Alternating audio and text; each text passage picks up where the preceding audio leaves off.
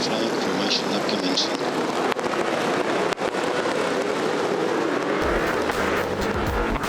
So here's the Fuso starting grid.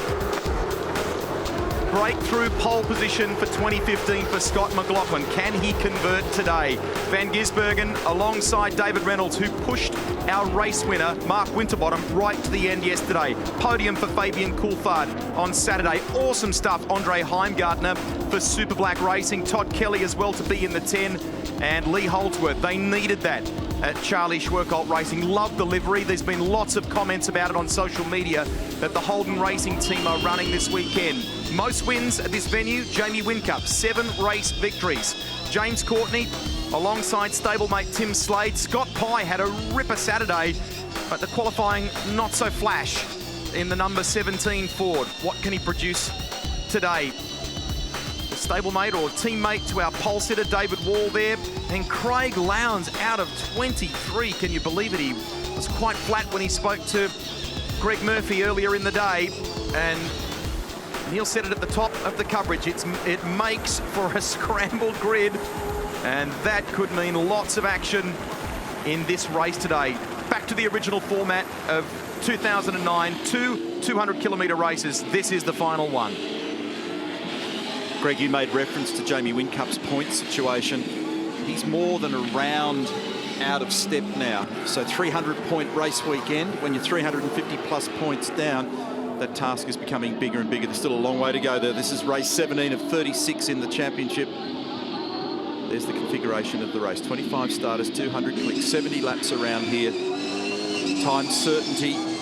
No safety car yesterday. Will there be one today?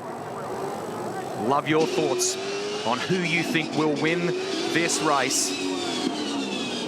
I mentioned a little earlier in the coverage that in the track facts that the temp is up. The air's up 2 degrees, 28 degrees compared to yesterday, and the track's up 1 degree. It's 33 compared to yesterday's race. So potentially a little bit slippery, and we've seen all through the day, through both qualifying and the shootout, and then potentially going into this race, the track conditions are a little different to yesterday. A little slower. The unique sounding Volvo come past there a moment ago. Same for the Erebus Motorsport Mercedes.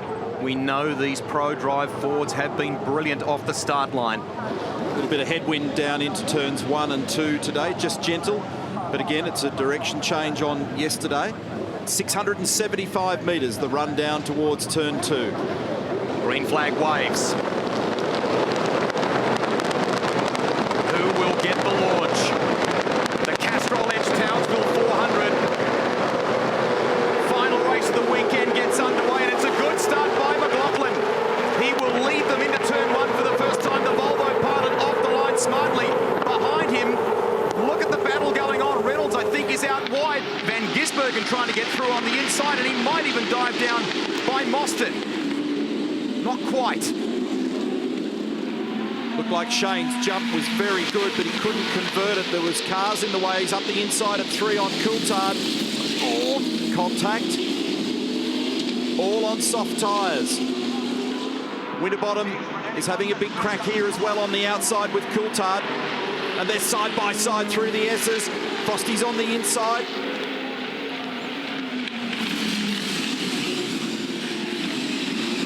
Tander applying the pressure in the background there to Todd Kelly. He's ahead of Lee Holdsworth. It's been a good start by Tander in car 02. Coulthard was tremendously sideways off the curb at turn 8. Looking down the inside at turn 11. Stuff going on everywhere in this mid-pack and towards the rear at the moment.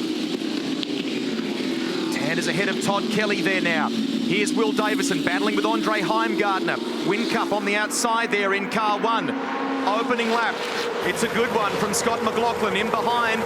Bit further down, Whincup battling with Heimgartner. That is for 11th spot.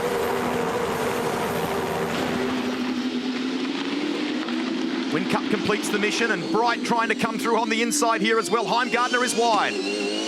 Holds it though. Loses the spot to Whincup, but protects against Bright.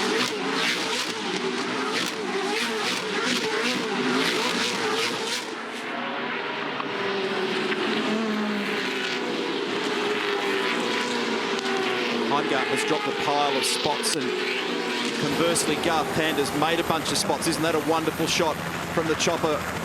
Watching them just negotiate these S's where riding the curbs is critical, and it's early in the race with all that push and shove going on, where some people yesterday, including the driver on screen, Will Davison, just did a little bit of suspension damage.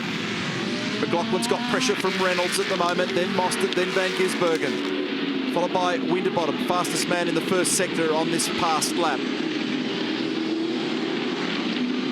There's Heimgartner in the Super Black entry just down the order. He's 12th. Awesome start in the Bottle-O Racing Falcon by David Reynolds. And a gap back there to Van Gisbergen. Richard Holway's just asked Scott McLaughlin to stiffen up the front bar. Just don't wag the tail of that car too much too early in the race. Great leap from McLaughlin, wasn't it? And there's all the damage done for Andre Heimgartner. It was fundamentally done in the first 50 metres of the race. So Lee Holdsworth immediately able to go straight past. How's Percat? He was on the grass, trying to figure out a way around what looked like Scott Pye early on. On board now with Shane Van Gisbergen. David Reynolds to his left, all squeezing to the right, to the dirty side of the road. It's Reynolds. McLaughlin's up the front of the field. Mostert here as well. I heard him on the radio a moment ago also talking about what sounded like some concern about what he thought could have been some damage. There may have been a little bit of rubbing in that opening lap. Here it is again, tracking with the chopper now towards the west. How's Percat? He went so close to wiping that car on the wall down here, and as a result lost a pile of momentum. So Van Gies up the inside of Coulthard. They had a momentary crunch there. May have tweaked the steering arm on the Freightliner car. Here's the move by Frosty down the inside. That happened just a moment ago on Van Gisbergen, and we had seen him applying the pressure. Here's Gies now fighting with Coulthard, and then Garth Tander, who's had a tremendous start. He was right up against the wall from the jump. For some reason, Coulthard's just looking as though he's got a bit of a struggle going there at the moment. I just wonder whether he has tweaked the steering. Got big pressure from Tander in this early phase of the race. They're 4 seconds off the lead at the moment. So McLaughlin's got a margin of 0.46 of a second over David Reynolds. So David is the first of the Pro Drive cars in this queue. Here's where the intensity lies at the moment. It's fifth place, I should say, Van Gisbergen, followed by Coulthard, followed by Tander. And conversation happening on the radio as I speak between Coulthard and Phil Key.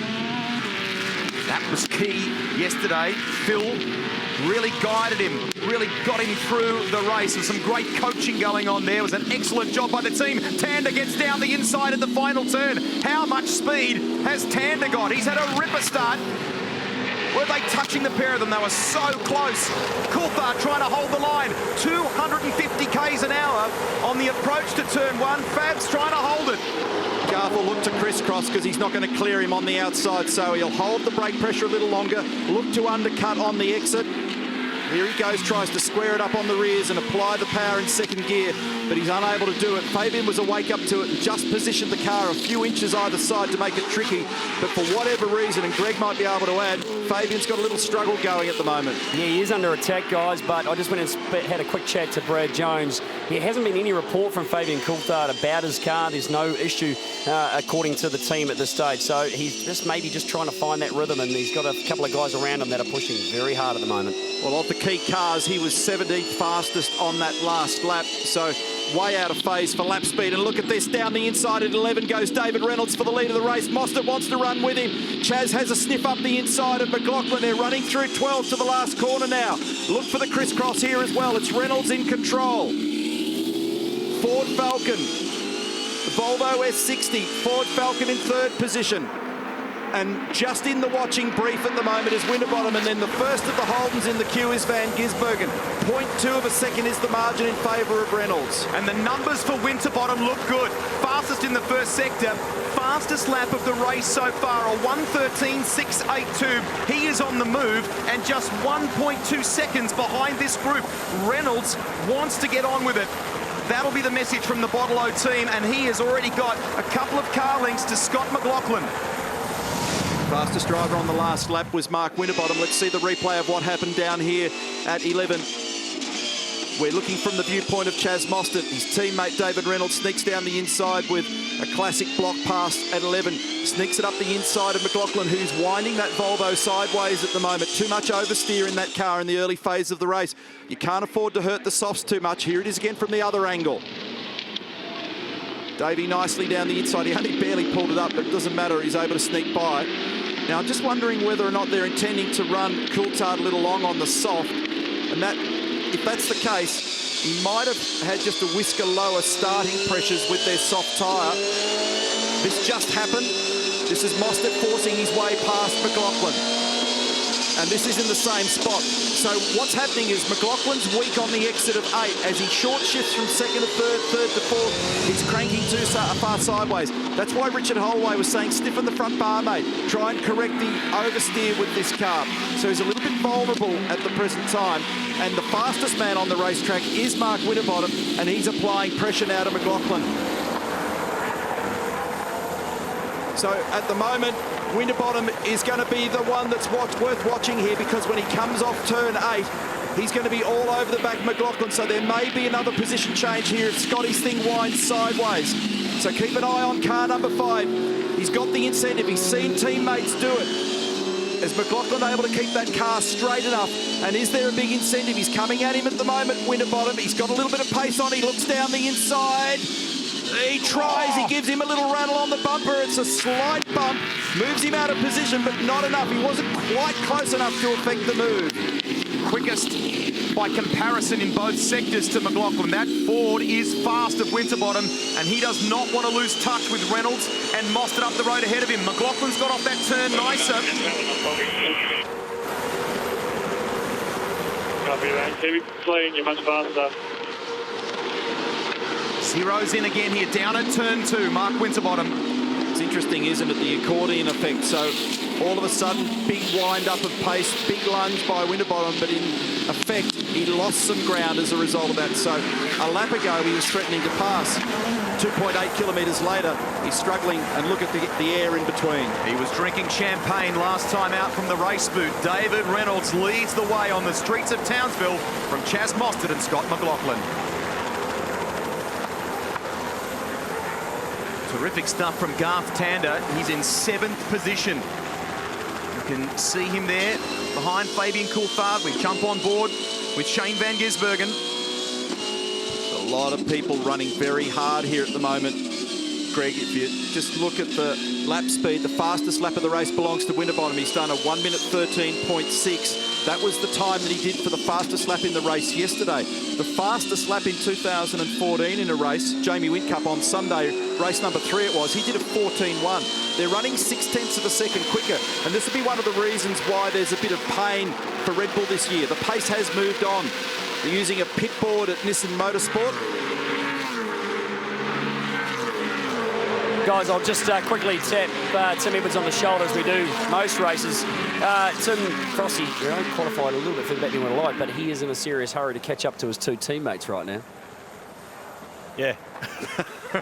That's pretty obvious, isn't it? Oh, it's very obvious. What's he going to do when he gets there? I think he's in a couple of laps you'll see him in the pits anyway. So, yeah. Thanks for that little bit of information on the strategy. Really appreciate it. I just want to give you a heads up so you don't miss it. I won't miss it. I'll be standing right here. Go. Caruso.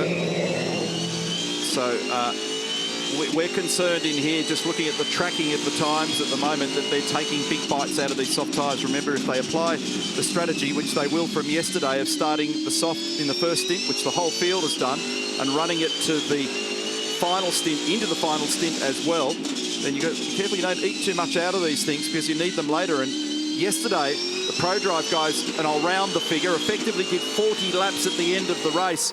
Now, I wonder whether they'll try and run a little longer today, because as soon as those guys flinched and they were all racing each other yesterday, that triggered a monkey see, monkey do throughout the field. One of the Nissan Altimas has a radio issue. You saw the boys using the pit board there before. We think it may be for Michael Caruso, but we'll confirm that. Michael's obviously been in for the stop just a few moments ago. Back with Mostert here. An issue with that car yesterday and dropped back in the latter part of the race, chasing Reynolds. boosted his margin to 0.8 of a second.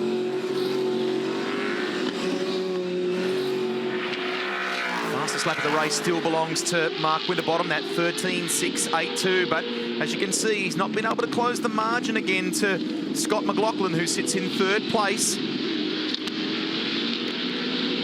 So Caruso went on to the hard tyre, no surprise. And so ProDrive now preparing to bring one of their cars in, and the answer to that one car is 5. So Mark Winterbottom, who would have been traffic affected, so that's a smart move. They're looking to undercut here, so they've done that on lap 10.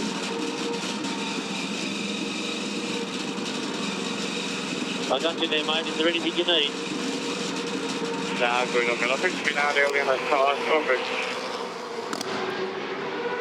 Righto, boys. Stop on the mark. Stop clear in.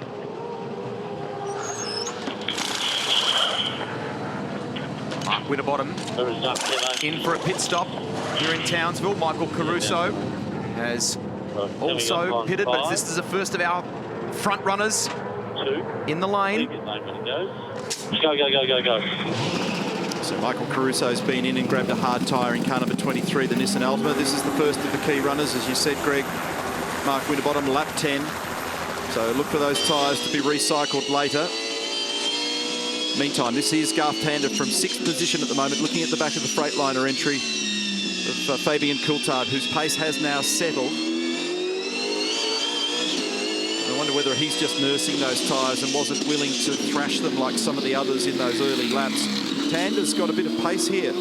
So they've gradually found some pace as Todd Kelly and Will Davison come into the pits from 7th and 10th respectively.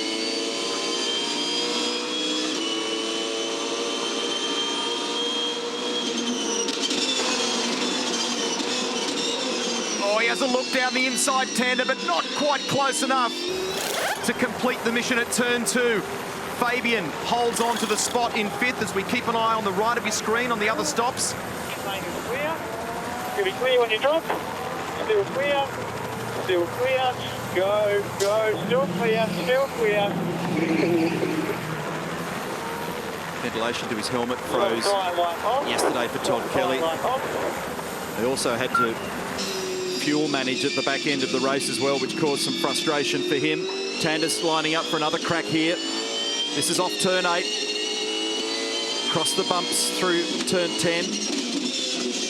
Looking. Oh, this is not going to end well. Oh, he's got him. Rubbed him out of position. He's on the wild side of the road there where it was dirty. Fabian Coulthard, after he got a little rub up, he was basically out of speed phase. He just wasn't able to maintain the same pace. And Garth didn't quite get down far enough in 11, but he just stayed there. So Heimgartner and Courtney are also in together with Tim Slade. They're in as a block.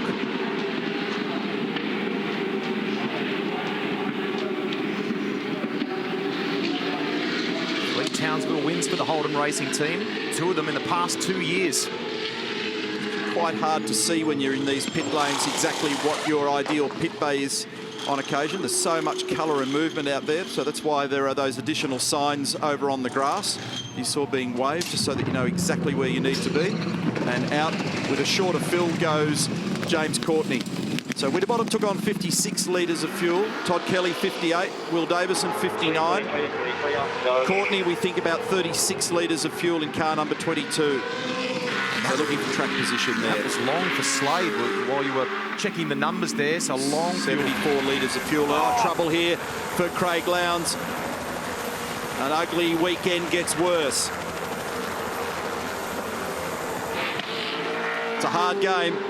Bathed in sunshine in Darwin. 100 V8 supercar wins. And then a couple of weeks later, he's sporting a crook wrist. Got a car that's just not behaving to his liking and all of a sudden pointing the wrong way. Sunday race 17. Tander, Bright, Wood and Rick Kelly into the pit lane. Here's what happened. It's Tim Blanchard and Craig. Oh, man, that was really messy. Had to go 4 to the grass to deal with it. Here's another angle. So in the end, he just had to take evasive action because there was no chance he was going to get down the inside of Tim. So Tander, Bright, Wood, Rick Kelly, Ash Walsh. 5 more cars in. There goes Tander. 500 this weekend for Jason Bright. Celebrated his 500th V8 Supercar start yesterday. Wood rejoins the lane as well. Look at the chopper flying through over the main straight here. Ordinarily a city street, today it's Park Racetrack. And this is a city street. This run down the pit straight through the right-hand kink at 1 and then here at 2. And it remains city streets until they get to 3. And when they turn right here at turn 3 in a moment, they head off into purpose-built racetrack. I can remember standing here prior to the track being built, looking at the plans, listening to what was being envisaged and thought, well, how are they going to do this? Well, the city of Townsville has created a beautiful race facility, and you can see the damage with the passenger side window looking to pop out there on Tim Blanchard's car after contact with Craig Lowndes. Lee Holdsworth in. Nice and easy, mate. Slippery again, please. Nice and easy, come over. Keep coming. Nice and easy. More. Nice. Okay, we can't come up until 4 sides fuel. Got a Triple A car. Light, please, Paul. Paul, light. Try the time was. Just waiting for the fuel, mate. Hey, Jackson, go. Go. Worth remembering that Nick Percat finished top 10 in all 3 races last year. He was working with Alex Somerset, who's on that car with Lee Holdsworth this year. Nice to see team boss Charlie Schwerkolt smiling after they made the shootout today. Right front, please, driver. Have a close look, please. 8 seconds. 5 seconds. We've got car 3 coming through. You're clear. Behind car 3. And he rejoins behind Tim Blanchard, who he was battling with there before, and you can see the scars on Blanchard's car. They brought Coulthard in now as well for the Freightliner entry after the bump and grind with Garth Tander.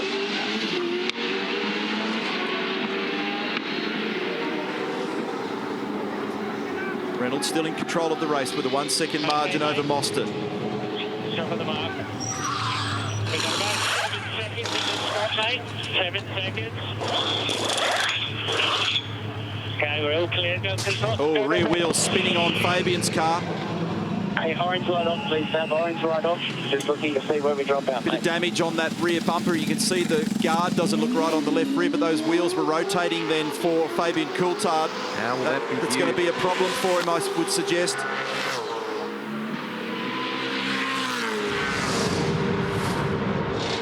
You can see the witness mark and scar on the front left-hand corner.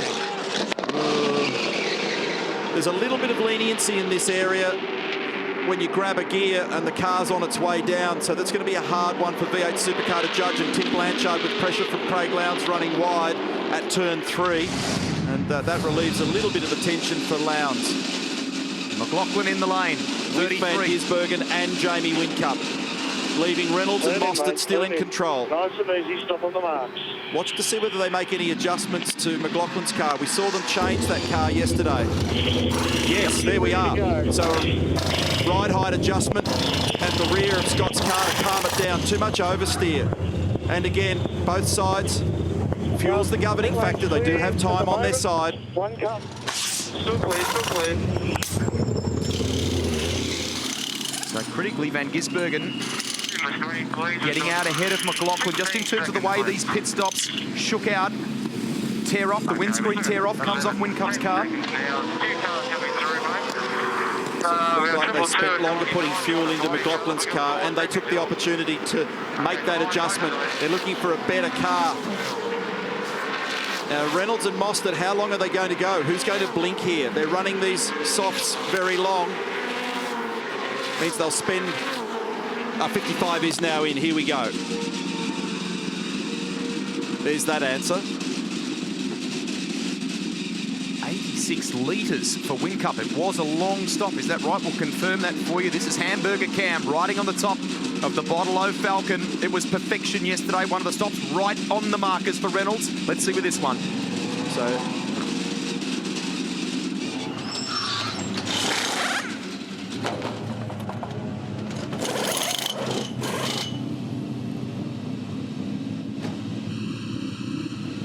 how's this going to pan out with Mostert staying out just that fraction longer? Anyway, you clear into the onto the main straight there. Just re-ticket bars. Bit of good outlet here, buddy.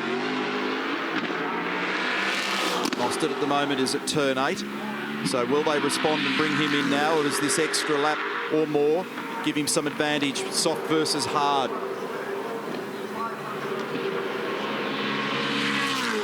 Team telling him to push on that out lap, conscious of that. Here's Winterbottom, yesterday's winner, coming through.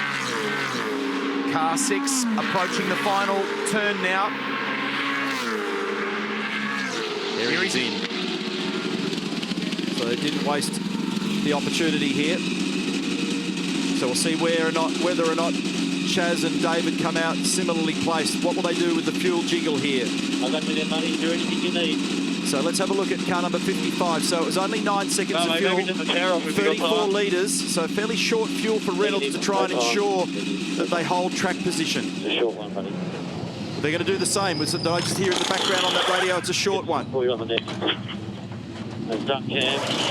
Coming up on 3 and 1. Asked him if he needed anything else. They're matching the strategy.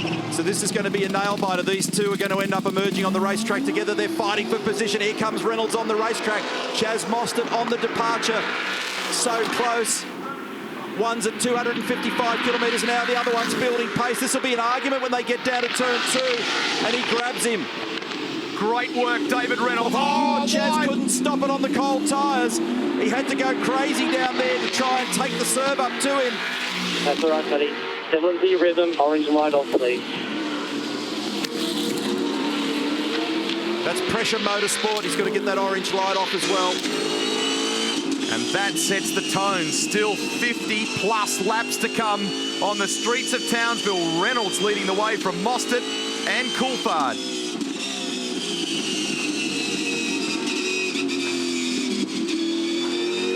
So, Mostert, 8 seconds, 29 litres. Reynolds, 9 seconds, 34 litres.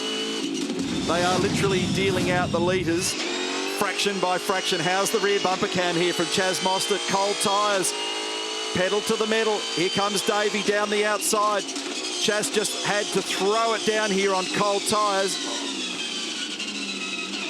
Overran the corner, gathers it back up. Here's the other angle from the front of the cars. David was able to close. Actually, very lucky he didn't end up getting a swipe.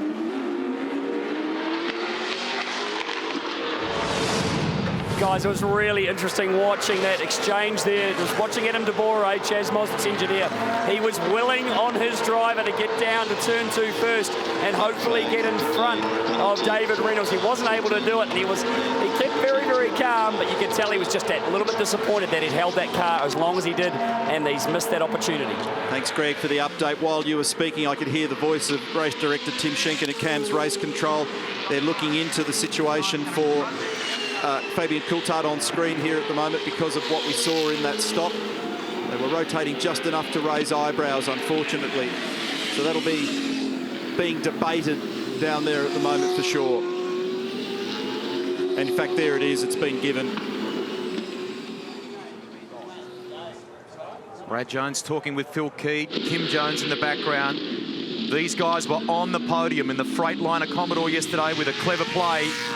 And wow. So a little bit of clutch drag there, or maybe Fabian was just a bit eager. Spinning wheels in the pit stop. Don't worry about it. All we can do is fit. Take it in the pit this lap, please. Drive through. Oh, Scott McLaughlin has got a problem. The 33's got an issue. Had pole position for this race. Steering, stopped everything. Clean, line stop. No power steering. Oh dear, what? In your normal garage, mate, in your normal garage. It's flicked a belt and a pulley, so debris on the racetrack's a big chance to trigger the Lexus RCF safety car. So he's lost his power steering, so it's catastrophic for Scotty McLaughlin. They've had to wheel that car clearly into the garage, and there's the bit of junk on the road. Brad Jones, sorry to speak with you when you have these heartbreaking moments. Really disappointing, obviously, for Fabian there. Yeah, very disappointing, but, you know, at the end of the day, the wheels are spinning, so that's the rule, and there's not much we can do about it. And unfortunately, I don't think he's going to be able to serve the penalty until he I got to go. Yeah, that's okay.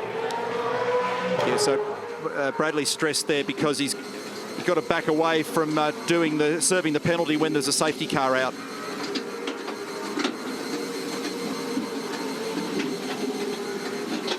Townsville always produces some unbelievable races. Heartbreak for Scott McLaughlin. He is in the lane with a steering issue, as you can see here. The pole sitter for this race. And Fabian Coulthard, a drive-through penalty for the slight spin of those. Let's listen here.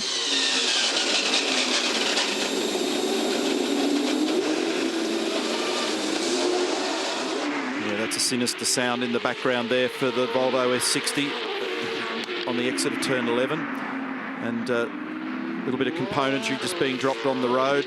And that's when they get that back, that's going to reveal some ugliness, unfortunately, in there. So in comes car number 9 by response. The Lexus RCF safety car has been deployed. They need to get the junk off the road down there at the moment. What does that do to some people's strategy? Brad Jones was, oh my goodness. Brad Jones was in conversation with Rihanna and had to go because as soon as the safety car comes out, they can't immediately serve that drive-through. They can't get a double benefit in that sense. They can't just sort of take the compression of the field as an advantage, and now they're able to serve it. So Courtney's in and Holdsworth as well. Stop on the mark. Put on the brake and stop, please. Put on the brake and stop. Doing a repack change here. Okay, we've got a clear pit exit. We've got a clear pit exit. Still clear. Still clear. Go, go, go. Yeah, guys, I can confirm that the serpentine belt that drives all the ancillaries, all the water pump, the power steering, oil pumps and those kinds of things has actually broken. You can see all the fluid, the car's overheated. Here's the belt right here that's unfortunately failed and come off. And unfortunately for that, that means that this car is out of this race for sure. It's lost all its water. Obviously, it's overheated when it wasn't able to turn the pump, and all the water's now on the floor. So incredibly disappointing for Scott McLaughlin. Another issue mechanically with this car that's put him out of another race and made that 5 DNFs this year. That may have been green tyres, just went on Craig Lowndes' car, which would have been up his sleeve from all that playing with rubber earlier in the weekend, but all that glycol all over the garage inside Gary Rogers Motorsport. Pretty despondent for those guys. What a shame. So yes, nice fresh tyres going on. The replay confirming for us. Red Bull Racing Australia, Craig Lowndes, he needs everything that he can use at the moment. He's down in 22nd position. So there they are, the field beginning to queue up behind the RCF. And I can't believe the tough break for everybody at Volvo inside the Gary Rogers Motorsport garage. And just to clarify, it looked to me, in fact, I know they were doing it Freightliner, that was actually a pit stop, so they'll still have to serve that penalty. So you can't work on the car during the safety car deployment. So that was a pit stop. So look again now for another penalty stop for Coulthard, which will drop him even further down the order. At present, he's 18th, and that'll drop him right to the back of the pack. But at least if he comes in, the minute this is done, the field's somewhat compressed, and he can try and get back into the train. And unfortunately, a strategy error for Erebus Motorsport V8 with Will Davis, and they pulled him in to do some fuel only, but they've topped him up too much, so he's now gone down to the back of the train, unfortunately for him. And Marco Caruso, he was parked up behind James Moffat, so he also has gone to the back of the field. It's amazing what a little bit of pressure can do. Thanks, Rihanna. All of a sudden, it's a non-standard race. Weirdness is happening and mistakes are made. Scott McLaughlin, so much hard work being done, and to have it all fall apart with a mechanical failure again, pretty demoralising. Yeah, it's a killer, but yeah, we had an awesome weekend, and it's a lot better than what we've had. So I mean, at the end of the day, I'm going to be walking out of here with a smile on our face and on my face, and just moving on. Like, I'm pretty dejected at the moment, but look, them's the breaks. You just got to move on. Cheers. You saw Scotty's Twitter handle there. Why don't you send him a message? Hashtag V8SC. We feel for him. Breakthrough pole position today. He's got great enthusiasm. They seem to be on the comeback. This will be a hard one to take, but the pole was a definite breakthrough. About to get going again. Yeah, Looking back from 55, the freight train all lined up. David Reynolds controls the field. We are good to go once again in the final race of the Castrol Edge Townsville 400. Nice start by David Reynolds. Nice restart. Garth Tander, third, effectively in car 02 there. Making the move down the inside. Darrell Lee, Commodore comes with him as well, of Shane Van Gisbergen. A couple of them riding the curbs at that point of the circuit. Heimgartner trying to defend. Jason Bright, Scott Pies there, then Nick Percat. So here comes Fabian Coulthard. If you've just joined us, unfortunately he had to serve a penalty for those rear wheels spinning in the first pit stop for car 14. It was only slight, it was only minor. We question marked how it would be viewed upon by the officials here. Maybe a little bit of clutch slip, who knows, maybe Fabian just a fraction early. But that's wheel movement like that when they're up off the ground, not allowed, and had to serve a drive-through penalty. Here comes Shane Van Gisbergen, putting the blowtorch on the Holden Racing Team Commodore of Garth Tander. The reason for that is safety, so they don't want crews underneath working at the back of the cars, wheels rotating for obvious reasons. So that's the reason why that penalty has been applied in the past and applied again today. There was a slight relaxing of that rule last year, just to allow the fact that there can be movement when you engage a gear. It's Van Gisbergen looking to make the move positively on Tander, who goes to the crisscross on exit. Oh, he's got a little bit of pace on him here too. And Shane covers, moves to the right, and Garth just rubbing the bumper as they run in towards turn 3. So just recapping here, because Lowndes, Moffat, Caruso, Courtney and Lee Holdsworth took the opportunity to stop then, they'll actually play back into contention on the current strategy numbers. And Lowndes, keep an eye on him. He could wriggle out of the noose here because he's in very good shape, and Infant's friend entry of Ash Wolf's being rotated there awkwardly on the replay. And there's a little bit of Morse code going on between Van Gisbergen and Tander, because that has been going on for a few laps in both directions. Now, remember that Lowndes has got those fresh tyres that we saw going on his car at the moment, so he's in contention. On the corrected order that we're seeing, all things being equal going forward, Lowndes could well be in the top half dozen cars here. So that's the replay of the action down there at 2, which went on through 3 and probably will continue on for some time. So our rate of safety cars for this event continues. We've seen one every weekend of the Townsville 400 until now. Here comes Whincup down the inside. Huge amount of fuel went on board car 1 when he stopped. Rick Kelly tries to hold position in the 15. He's down in 12, so Whincup looking for 12th here and may get it done. And Whincup's a factor here too. Just looking at the amount of fuel that he's taken on, he's in pretty good shape here. Put 86 litres of fuel on, so he's got very little stationary time in the next stop, and he's currently in 12th position. He's behind Dale Wood. He's in front there, as you can see, of Rick Kelly, so he hasn't got a long time to wait when he comes in to get the fuel to the finish. So this is going to be one of those games where you've got to really think carefully about strategy this afternoon now, so we'll try and do our best to simplify and update along the way, but there are lots of games being played here at present.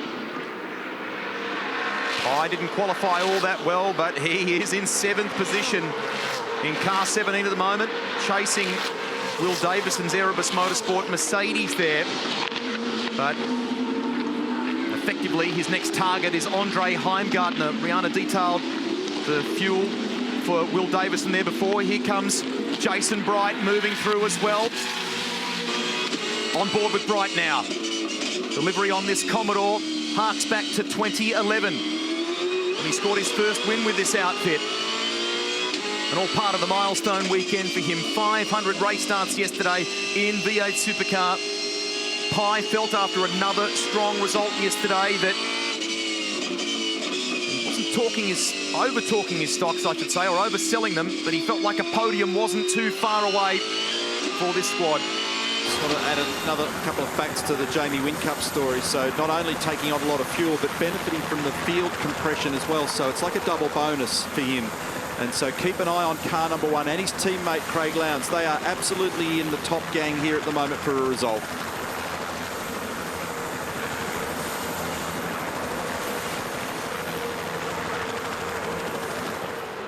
Inside the Red Bull Racing Australia bunker.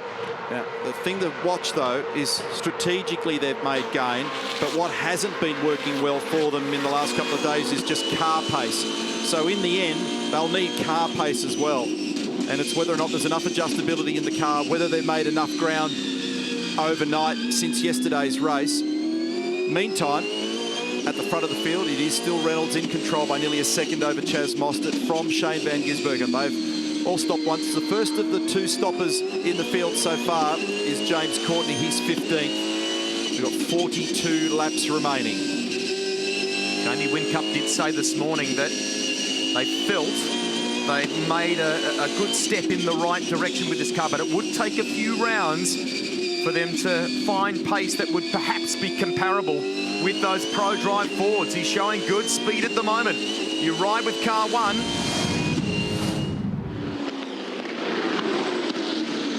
And he dives down the inside on this replay of Dale Wood. That was for 11th spot. Take another look at it here. Final turn on the circuit.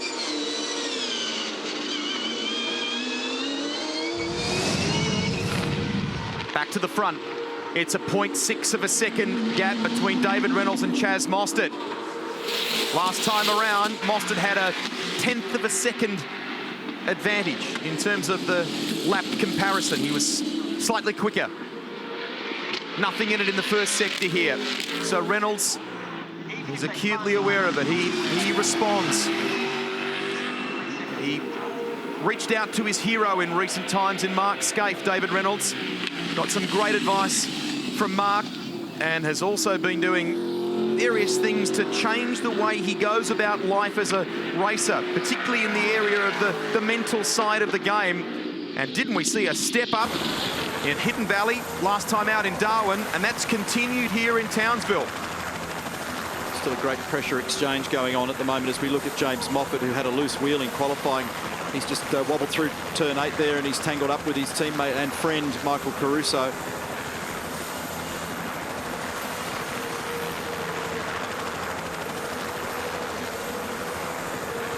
Lowndes giving the Super Cheap Auto racer a hurry up, but he might get down the inside here. He does at the final turn. That's for 17th place. We've seen plenty of crisscrossing at that part of the track in years gone by. Slade thought about it. Ahead of them is Holdsworth in 16th spot. Then David Wall, the 34, just coming through the second and sole remaining Volvo now.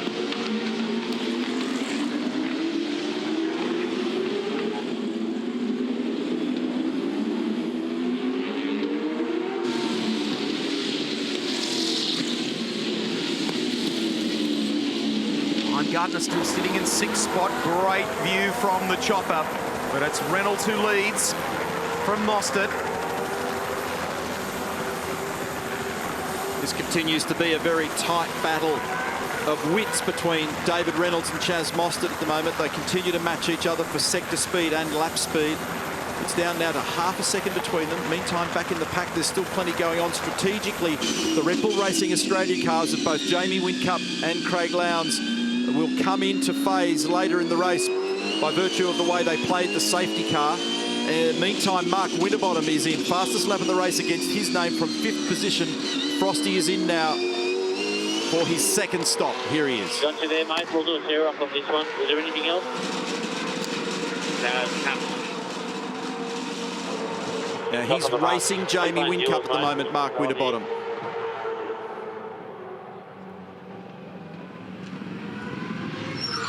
Oh, he roared in there, locked up under brakes. I think he actually managed to hit the marks just the same. Concrete with far less grip than the asphalt. Remember to duck when you're done, Cam. Thank you. Coming up on 3. Getting close. 1. Hear the first gear selection in the background. Go, go, go, go, go.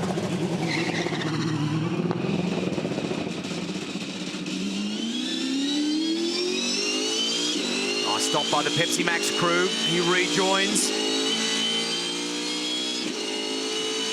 Winterbottom did 10 laps on those softs in the first segment of the race. And we've now got 39 laps remaining, and they know, based on yesterday's figures, that they should be able to get that sort of range out of the reuse after some curing and cooling of the soft tyre out of this final segment of the race for them.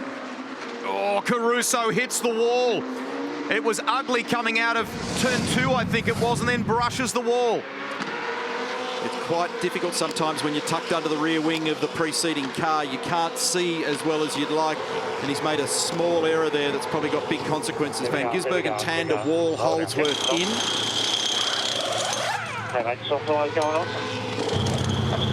So Whincup spent longer on his soft tyre early in the race by 6 laps compared to Winterbottom. That'll be a factor in this final phase of the race. So we saw Van Gisbergen do 57 laps on a soft tyre yesterday, and we saw the Pro Drive cars, the key cars, doing around about, depending on which one you focus on, around about 50 laps in total. Winterbottom got 53 laps out of a soft. So Giz and Holdsworth exit the lane ahead of Tander. Pro Drive Racing entry, that Pepsi Max Falcon comes through. That's Winterbottom up the road ahead of them. Here's Tander trying to get it done on cold tyres. On Holdsworth at turn 2.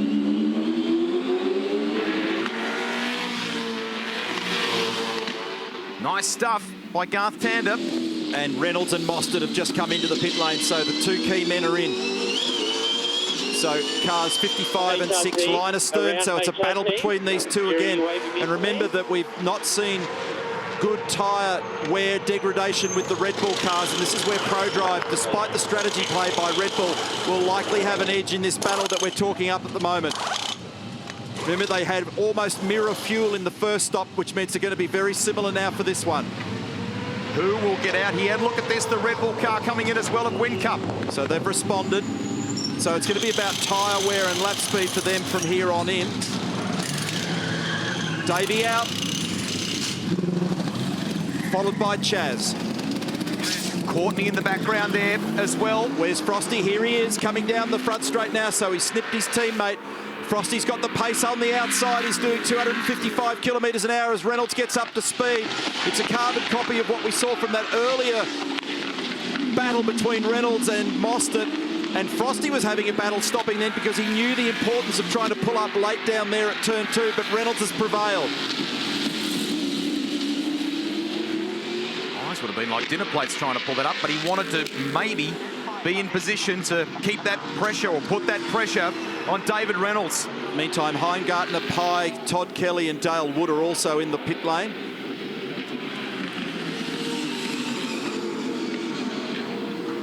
I think there's a pit lane penalty coming. Yes, there is, confirmed on screen there for car number 34 as well, David Wall for pit lane speeding. Here's a nice little pressure exchange going on here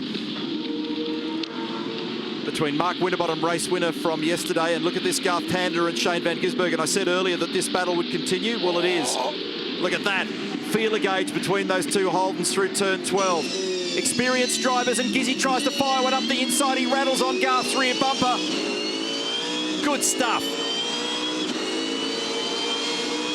Tander will have the inside running down into turn 2.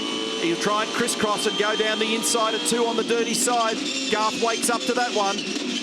Covers, so Shane back to the other side, looking for the crisscross, and get that into your Garth. Up the inside goes GT.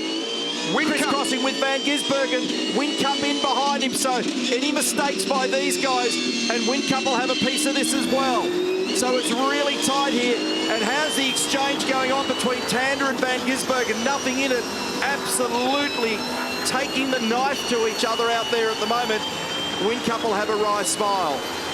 Awesome stuff from Tander and Van Gisbergen. Great racing. Whincup is looking solid, looking strong here. Nick Percat, Rick Kelly, Craig Lowndes, Michael Caruso now in the lane.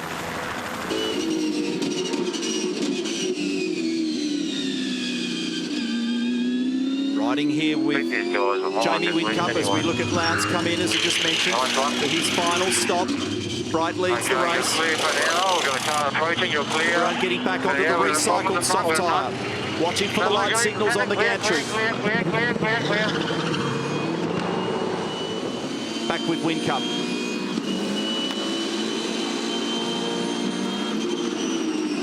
Reynolds still under mighty pressure here from Winterbottom. This is a great race. Lots going on. Sadly for Fabian Coulthard, that spinning wheel situation in the car that didn't look like it was comfortable early in the race has hurt. Let's have a look at this great exchange between Shane van Gisbergen and Garth Tander. Absolutely at it, and that was the reason for the contact. So Garth could barely stop it. He actually locked up the inside front and rear tyres. Bang. We were getting all excited in here. Meantime, Whincup was buying in as well. Here it is again. Bang! So that wasn't Shane just giving him one for his corner. That was Garth doing everything he could to stop, and he had to reduce the speed of the car to be able to rotate it and get it changed in terms of its direction. Stop, and bang. They're having a great race. And look at Garth just swinging back to the right-hand side of the road on the run to turn 3. So at the moment, Reynolds still under pressure from Winterbottom. Bright, Slade, Blanchard, they're still to stop. And Coulthard, because of the penalty, out of sequence, he's in 4th place. Riding with James Courtney here, who's in the mix. That's Holdsworth up the road ahead of him. And then it's Whincup and Van Gisbergen. So 4 of them, looks like they're all together now. Tander's been able to clear out, as you can see, the gap to Van Gisbergen. He has put some car space between himself and the 97.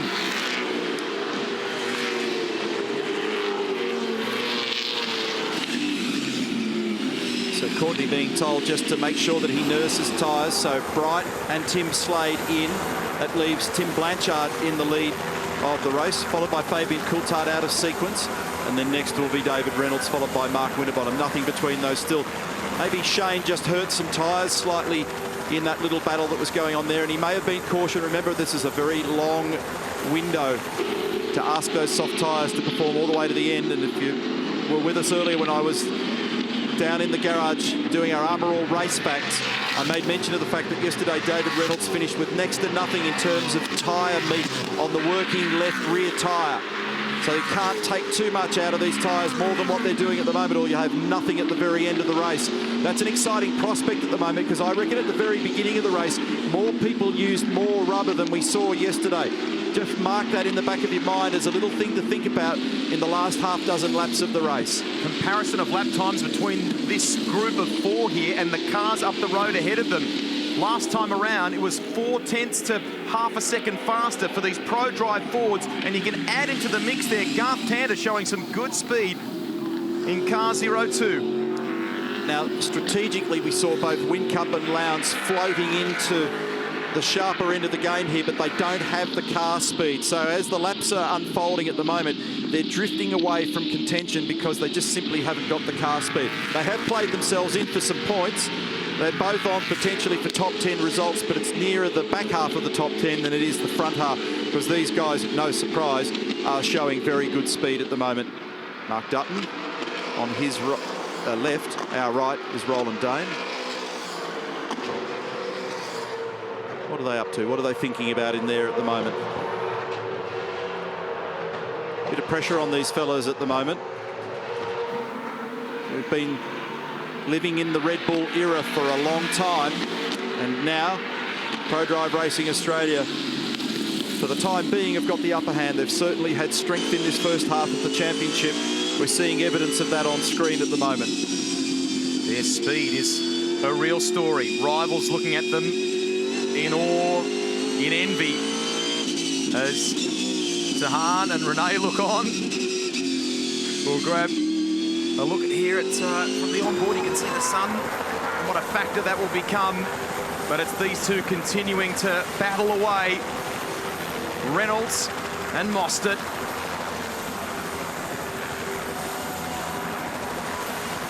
Blanchard's in, so he was leading. Car number 3. Here we go. Here's the men from the family. We saw the wives. So David Reynolds has got about a car length and maybe a car and a half length over Mark Winterbottom at the moment. That little margin just keeps opening and closing. Davey will be after me for saying wife, by the way. All clear. You know what I mean. Go. The other half is the easier way to describe it. Great stuff between Frosty and David Reynolds here. Reynolds having a look in the mirror just as they came through there. Just nothing in at 3/10 last time around. Just looks fractionally vulnerable at the moment, David Reynolds. Reynolds did 17 laps on his soft tyres in the first instance, and Winterbottom did 10. 7 laps difference in the age of the soft tyres. That may be telling right now for David Reynolds. Looks to me like he's about to get a move put on him. Gee, they're pushing hard. Lap speed's right up. Hunter and the Hunted. And they're both from the same group, the same operation, if you like. Frosty looks fast here through the final turn. Can he get off the turn nicely?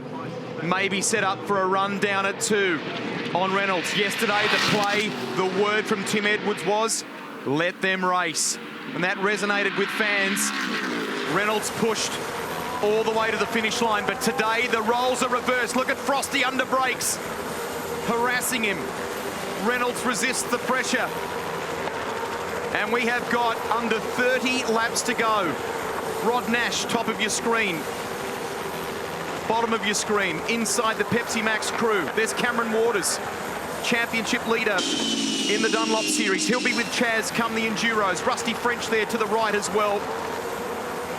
So they're rival teams, but part of the same family.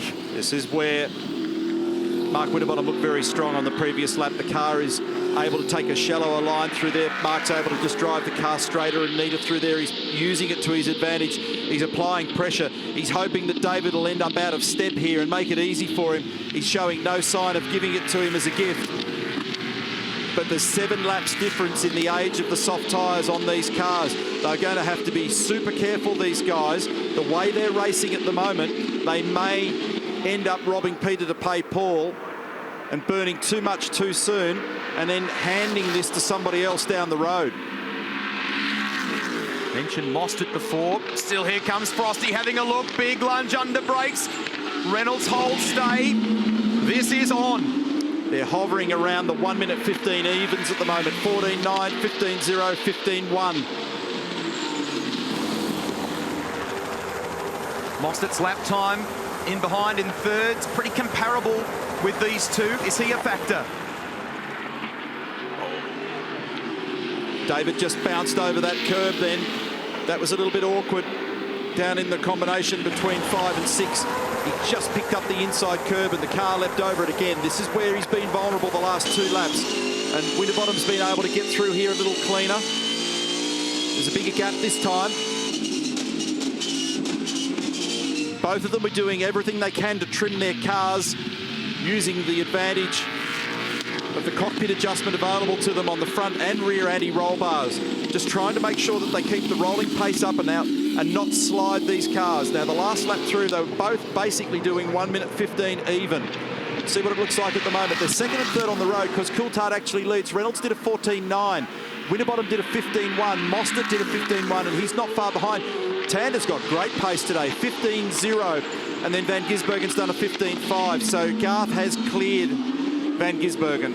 249 k's an hour at the Shannon speed trap for David Reynolds. The story, bear in mind what Neil said before, the difference in the age of the tyres, the rubber, relative between Reynolds. As we look at Courtney get down the inside of Whincup here, fresher, better tyres, shall we say, on Winterbottom's car compared to Reynolds. With 28 to go, how much of an impact will we see from that? So that's Courtney through on Whincup for 7th at the moment, with Coulthard out of position, still leading the race after the pit lane drive-through penalty for spinning wheels in his pit stop. Shallower line in evidence again for Mark Winterbottom through turn 10. 7 laps. And pitting end of next lap for Fabian Coulthard. So they'll be bringing him out, and that'll reveal these two in the lead of the race. So Reynolds over Winterbottom by nothing at the moment. Both of them on the ragged edge, trying to manage their tyres, trying to drive straight. 27 to go, 27 to go. Let's just enjoy this with 27 laps remaining. Crank it up and enjoy 2.8 Ks of Townsville.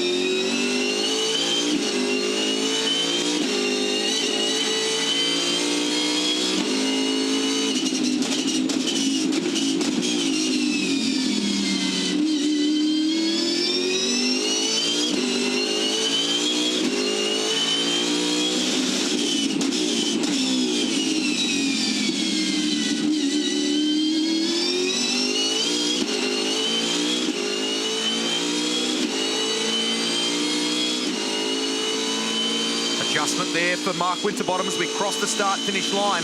Those numbers are worth considering on the bottom left of your screen there a moment ago. While many of you were a bit cold in other parts of Australia, 56-degree cabin temperatures. That's what these athletes are operating in.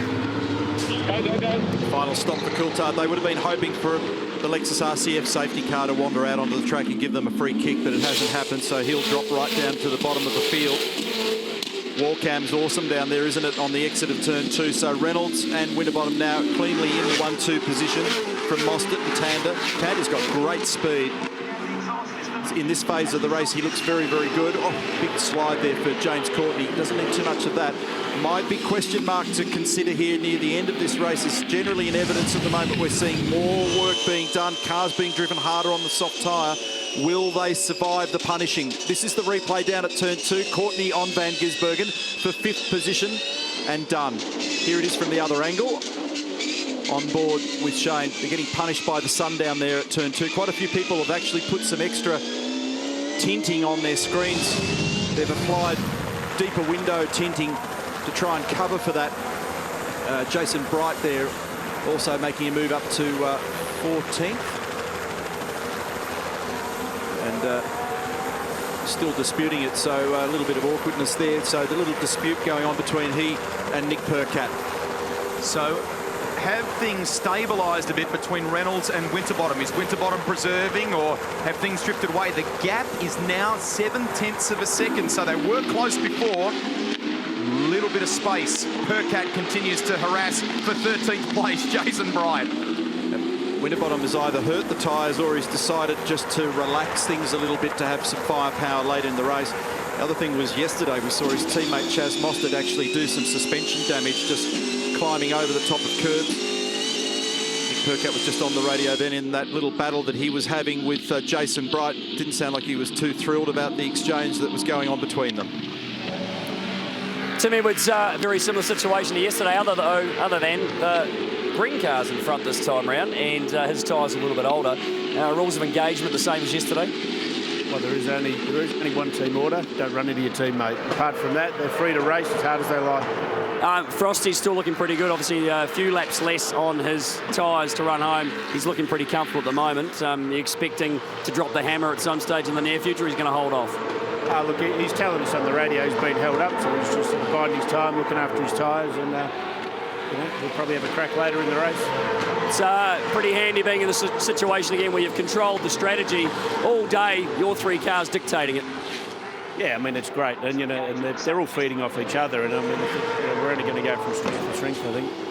Good luck. Tim's not getting too far ahead of himself there at the moment, is he? He's got a fairly low heart rate. Race away, boys, but do not run into each other or I'll dong your heads together is the code from the team boss there. It's pretty universal around the world in motorsport. It's never a deterrent, I might mention. Roland Dane, after qualifying this race this afternoon, became very much all about strategy so far. Craig Lowndes, that's working out very well, and Jamie Whincup also. Yeah, not too bad, but it's not over. We've got another 24, 23 laps to go on these soft tyres, so to be honest, we saw yesterday there can be some deterioration. I think everyone's probably marginal. Just depends on who's treating them best, car setup-wise and driver-wise. So plenty to see still. Those boys at the front have gone hard quite early in terms of using their tyres. Do you think that Jamie Whincup can get to those guys? Yeah, I mean, we're all very similar. So honestly, I think you just got to wait and see. If I knew, I'd tell you. Thanks, Robin. I know you would. Just making the point about his two guys, because we talked them up a little earlier, 10, 20 minutes ago. Jamie Whincup is 7th at the moment. Craig Lowndes is 10th, particularly when you consider Craig Lowndes, we saw him at one point pointing the wrong way, you know, in all sorts of strife, bouncing all over the road after contact with Tim Blanchard.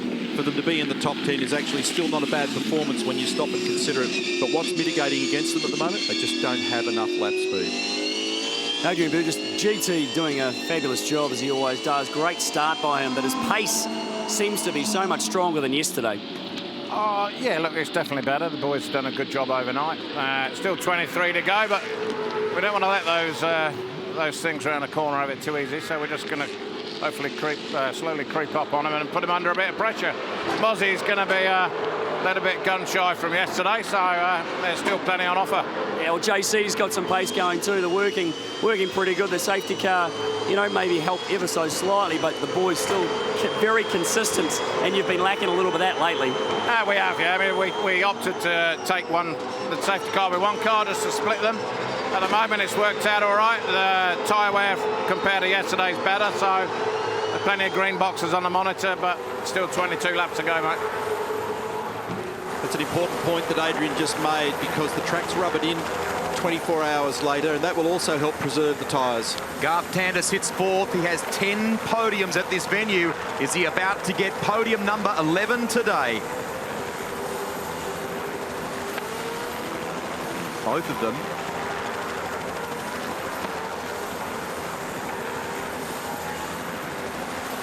Tander and Courtney, they're running 4th and 5th. Got a message through just now from a very happy camper in Dean Canto, who is watching the coverage in South Australia. Why is he happy? Because he is going to be in car 55 with David Reynolds at the Enduro. So hope you're enjoying the coverage, Dean, and be nice to see you guys on the podium maybe at the Enduros later in the year. Dino was doing a bit of track work out at Sydney Motorsport Park earlier this week. Had a quick conversation with him. Love to be doing more V8 supercar racing, but we're going to see that in the Pertec Enduro Cup at Sandown, Bathurst and the Gold Coast, as you quite rightly point out. And very encouraging to be able to step into a front-running car when you're a co-driver. Here's Lowndes. This is for position with Heimgartner at the moment. He's 10th, Heimgartner in front, then Holdsworth. You can just see him, little glimpse there. So this is far from resolved at the moment. And part of the statement I made earlier about lap speed for Lowndes is that it's probably being governed to some extent by those around him. Remember, he had those green tyres that went on. But I said before that maybe they just didn't have enough pace to be able to race with those in the front half of the top 10. Part of that's just the fact that he's tangled up in this great big long line of cars. When you're back in that hot, turbulent air, you can't quite see your braking references, you can't drive ideally to your own perfect rhythm. You tend to use more of everything. More brakes, more of the loaded front tyre, more of the loaded rear tyre. Just eats everything up. Gap is nearly a second now between Reynolds and Winterbottom. It's 0.92. Ben Mostert, a further 3.9 seconds behind that pairing. Tander doing a terrific job. Very good lap times from car 02. And his teammate Courtney. Whincup holding down 7th. Awesome to see Lee Holdsworth in the top 10. Andre Heimgartner as well. We said it in qualifying earlier today. Big shout out, big g'day to Tony Lentino, team owner, who's watching on from Melbourne. He's been a bit unwell, and we look forward to seeing you at Queensland Raceway. Pressure up again between Reynolds and Winterbottom. So Mark Winterbottom had a little tweak at the anti-roll bars before, which we witnessed on board his car. He's rested, and he's come back with an attack once again. He's going to keep on applying the pressure. 7 laps difference in the original stint on their soft tyres, which have been recycled. So far, not a foot wrong by either of these guys. Very intense driving. Can't see anything here, mate. So push on, I think we're okay. Brad Wuscherson, engineer. what David's disturbed about. There's something that's got him asking question marks. 19 to go, mate. Just concentrate on what you can. Getting pretty bad. We're all good. He went that lap from having an almost a second advantage down to 0.6. So it's on here.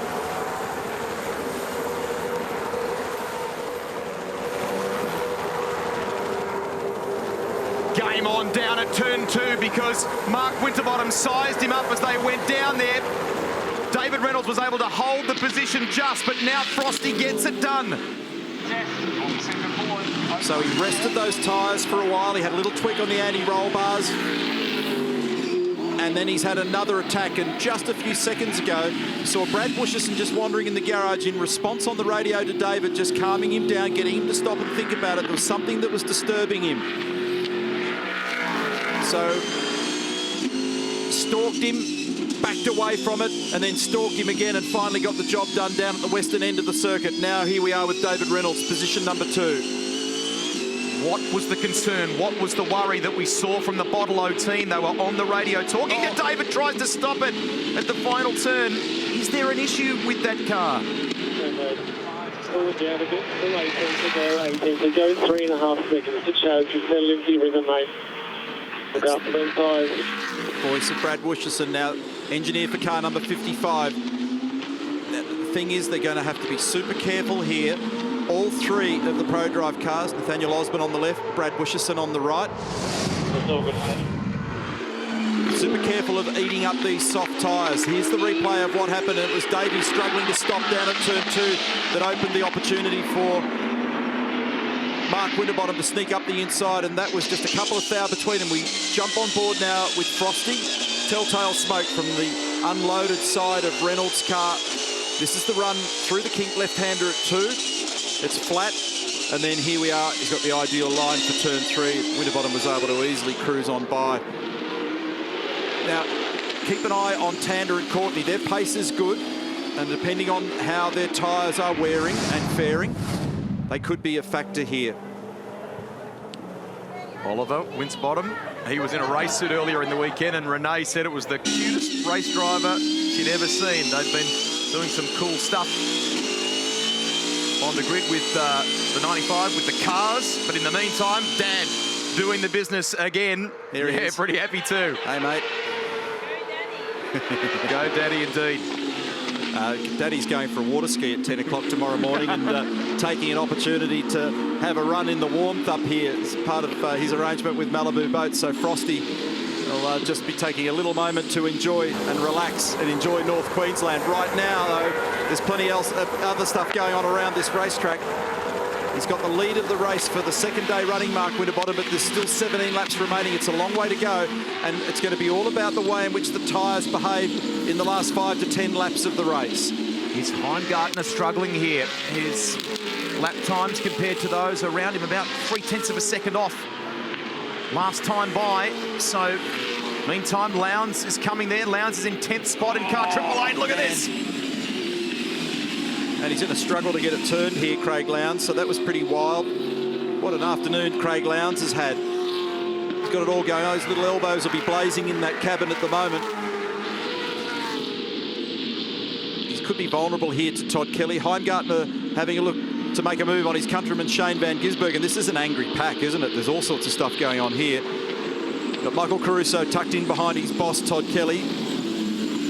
Beware a bad career move. Yeah, fellas, I just thought I'd go and check with Brad Busherson, Dave Reynolds, engineer, just if there was an issue. Brad, you said there potentially was something he thought there was with the engine down at turn 1. Yeah, I thought there was a little bit of a glitch with the engine up turn 1 on one of the laps there. He lost a little time to Frosty, so it hasn't come back since, so we'll just keep monitoring it. Those soft tyres, a long time to run on them. You were called in to make, they pulled the trigger on it and you've had to come and respond. Yeah, we had to react to Frosty. I think that safety car probably hurt our lead, so we had to react and go a few laps longer today than we did yesterday. How do you think it's going to pan out? Not sure. We'll come down to the last 5 or 8 laps, I think. Good luck. Pretty unemotional responses there from Brad. Meantime, Andre Heimgartner has moved up 1 spot on Shane Van Gisbergen. You saw that while the interview was taking place. It's interesting, isn't it? So for some reason, David heard or felt something in the car, unnerved him. got on the radio. That creates a distraction. All of a sudden, there's a mistake made down at turn 2 and change for the lead. Here's the replay of what happened to Craig Lowndes, who just was rooster-tailing in the dirt there. So he did 1,500 kilometres out in the desert a few weeks ago with Darryl Beattie, so that's probably served him well. There was a lot of rooster-tailing in the dirt going on there. And he loved it too. But it's not been a good weekend. Here's the move by Andre Heimgartner down the inside of Van Gisbergen. Shane has a look in his mirror and he could see him in there, and he just made it easy for him. So he's feeling vulnerable in car number 97. So this has only just happened as well because Craig Lowndes is also taking advantage of the woes for Shane Van Gisbergen. How's the tiny margin between those two as they nearly swiped bumpers through the final turn? So that exchange before, it looked as though Heimgartner may have been a fraction slower than Van Gisbergen, but he's in fact come alive here. So good job by the Super Black racer. Meantime, Winterbottom leading the way by 1.7 over Reynolds as we look from on high at the group that follows. Van Gisbergen currently 10th, in behind him Todd Kelly and Michael Caruso. Barry, hey, it's been a biff and barge for your young charger, Nick Perkett, right from the start of this race, but both your drivers moving forward in this one. Yeah, they're getting there. We had some bit of a big scare. We wondered who the loose car was going down the gravel, then we worked out it was Nick. So, and now we've got a broken header by the sounds of it. So we had another engine scare, thinking that was a continuation of last night, but no, it looks like it's just a broken exhaust. So they're getting there, but they're getting us panic. Thanks, Barry. We'll let you cool down. And his boys, Nick Percat in car 222 are 14th and Tim Blanchard's 21st in car 3. Meantime, Todd Kelly now trying to put a move on Shane Van Gisbergen on the run down towards turn 2. Shane's got the inside. Caruso's here as well.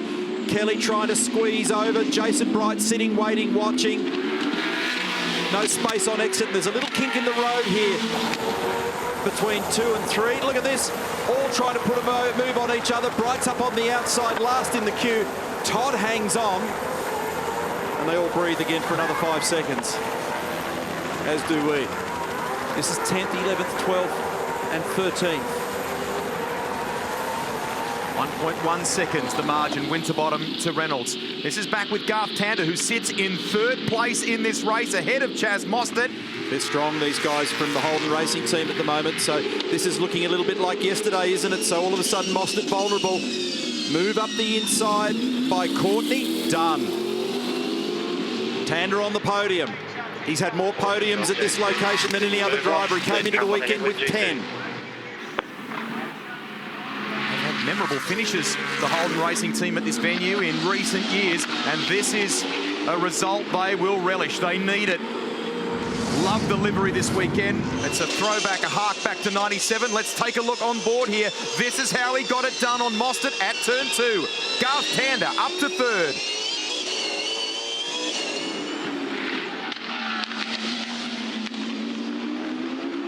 A nice move in the end. Chaz recognised it and just made some space. Garth's very good under brakes. It's one of his hallmark strengths. And there's his teammate James Courtney snipping Mostert at turn 13 as well.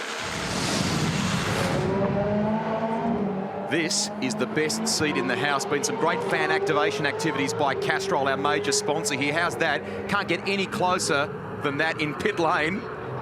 And they can watch the cars as they fire in for their pit stops right in the thick of the action. They've been great backers, great supporters of Event 6 of the championship. Back with Mostert, and we're having a look. Bright makes a move here on Shane Van Gisbergen. Percat's nice and close there as well. Percat 14th. Bright's now up to 12th spot. And Caruso's got some space, as you can see here, in 11th. Listen to that exhaust header on Nick Percat's car. Sounds like he's harvesting sugarcane around here somewhere in an old tractor. They worked super hard, the LD Motorsport, the repair management crew last night, here until about 4 in the morning to change an engine, and Percat makes the move. Despite that ailing engine, listen, he moves by the Kiwi. They'll continue to battle. That is for 13th place. 1.9 seconds now, Winterbottom to Reynolds. When there's a broken header or a broken exhaust on a car, the issue there sometimes can be the extreme heat of the exhaust gas. got to be a little bit mindful of what it might be doing to bodywork or electricals in the car, so they'll be keeping a careful eye on that. What's going on, eh? You never even used the tyre. So it's a disgruntled Shane Van Gisbergen, so it's clearly... Copy that, mate, copy that. Tyre lines here look good as well, so not sure, mate. So he's saying he hasn't even used the tyre and they're going away from him, and he's down now in 14th position. Meantime, the Holden Racing Team guys, Tander was 5th fastest on the road on the last lap. His teammate James Courtney was the 3rd fastest. David Reynolds was 22nd fastest on the road. He did a 16.2. So his tyres are beginning to hurt. Bodlow Racing, car 55 is the car I'm talking about. Here we are on board with James. Exit turn 3. He's just slowly sliding up to the rear of his teammate here as well. Now, Courtney did 12 laps on these softs in the first instance, and his teammate Tander did 13 laps, so there's really nothing in terms of how much time they bit into the softs for in the first stint, but it looks like he might have a little bit of an edge at the moment on the way the tyres are degrading. His car 22 looks like setup is favouring him at the moment. Garth was mighty unhappy Friday and only marginally happy yesterday, but he's been tremendously strong all year in his 200k races, but he's vulnerable right now to his teammate. Remember the trauma that's been going on between these two. They cannot afford to make contact, and they do. They make a little bit of contact. Give him some space, James, or it'll end up in a brawl afterwards. Keep it clean. You're free to race, but you've got to keep it clean. So there was trouble, and that's Al McBain, and he would have been nudged by Adrian, so do not run into each other, you two. And now Courtney having a look down the other side. There was trouble at Darwin, there was trouble at Winton. They were magnets and managed to find a way of headbutting each other. And if it happens for the 3rd successive race meeting, I can assure you they will have their heads clanged together. The talking point coming into this one, would the relationship repair? Would it be okay? It seems strained between Tander and Courtney. They don't want it to fuel, to flare again today. So looking here at Adrian Burgess to the right of your screen, and Courtney gets it done. Or just. Actually, Garth had to just come out of the throttle there to let him go. So Blake Smith was on Adrian's right. And Adrian, I reckon at that point, is saying we're going to have to shuffle these guys around. Yeah, not much to run. Reynolds up there still wounded, so he's going to plug it away there. Ryan Walkinshaw, I just want to have a quick look at your fingernails there, champ. Oh, there's none left. There's none left. You were moving around there a fair bit, watching that little exchange. Finally, it's been done cleanly. Yeah, well, after what's happened in the last 2 events, I think the absolute minimum we wanted, if he was going to pass him, was to pass him clean. But look, JC's got a little bit more pace than GTS at the moment, so it's probably the right thing. And there's two Fords in front of us that we want to get before the end of the race. So we'll let them get on with it and see how we are at the end. It's a lot more positive and better vibe sitting in here at the moment. There's some pace in these cars. The guys look good. They've done a great job. Your engineers have done a great job, obviously, to turn these cars around a little bit for today. Yeah, the interesting thing of going completely the wrong direction in qualifying is that, you know, you can go the opposite direction and try and get some more pace for the race. So, yeah, the cars are a lot better than yesterday. Drivers seem happy. It's going to come down to the tyres now for the last 9, and you know, we've been making small gains on the Fords, so hopefully they'll eat up a little bit more and we can try and gain on them and see where we are at the end. Good on you, buddy. Cheers, thank you. So 9 laps remaining, and the gap between the leader of the race and James Courtney is 8 seconds. So they have to make big ground here. Here's the replay of this exchange between them, and it's Courtney down the inside, and he only just managed to pull it up. And then there was a little nose-to-tail bump here in the middle, and then Garth just had to come out of the throttle and then reset it all again. Now, those couple of laps where they were fumbling each other made them almost the slowest guys on the track. Here's the replay from the rear bumper of Garth's car, and then we flick up to the onboard inside. How's the way that there was the big direction change and almost a rally car flick in the middle of the corner for James Courtney? May not have actually touched there, so they managed to get away with it. But the point I wanted to get to there was that that whole exchange was very costly in terms of time relative to the leaders. So now it's diminishing returns. It's an 8.9 second gap from Winterbottom to Courtney in position 3, 8 laps remaining. But it's 4.8 to David Reynolds. Is that achievable with the amount of time we've got left? And just to underscore your point, the gap from 2nd to 3rd blew out to 5.7 seconds. Already Courtney's been able to trim almost a second out of it. So good speed from Courtney. Tim Edwards second day in a row now for Chaz Mostert that he's dropped back quite rapidly on the soft tyres at the end of the stint. Is it driving style or mechanical issue again? No, well, this is something different again. On his first lap, but he went out after the pit stop, he locked the front brake. And so he's driving with a bit of a 50-cent piece on the front of the car, so he's just nursing it at the moment. Secondly, those red cars coming quite quickly at your blue and green car at the front. Can your guys hold on? Oh, I think we're okay. We've got 4.6 seconds, about 7 laps to go, so I think the boys are all right out there. You seem slightly nervous, but I think that's okay.